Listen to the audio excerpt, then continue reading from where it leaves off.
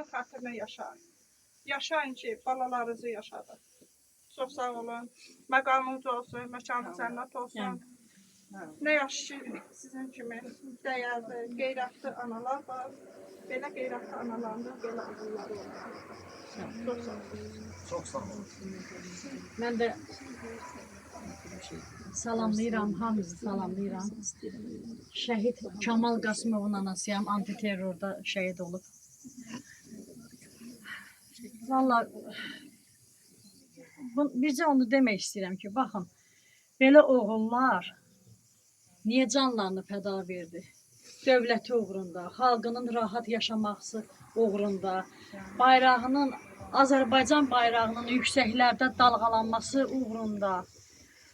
Yəni bunlar canlarını fəda verdi. Qanları ilə, canları ilə, yəni torpaqlarımızı əldə etdilər.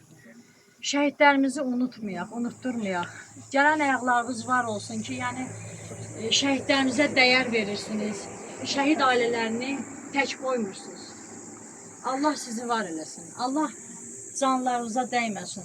Vallahi nə bilim, şəhid ailələri yalnız təsəlli belə tapırıq da, başqa necə, yəni birlik budur.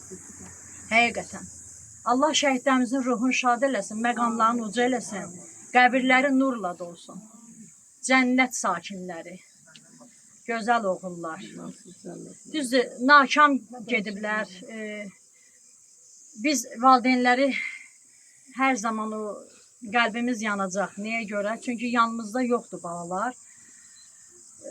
Həsrəti üçün darıxırıq. Qəlbimiz hər zaman yanacaq. Amma bir şeyi unutmayaq ki, onlar vətən uğrunda gediblər, dövləti uğrunda, Azərbaycanın rahat yaşaması üçün, xalqı firavan yaşaması üçün onlar canlarını fəda ediblər. Onlar qəhrəman oğullardır.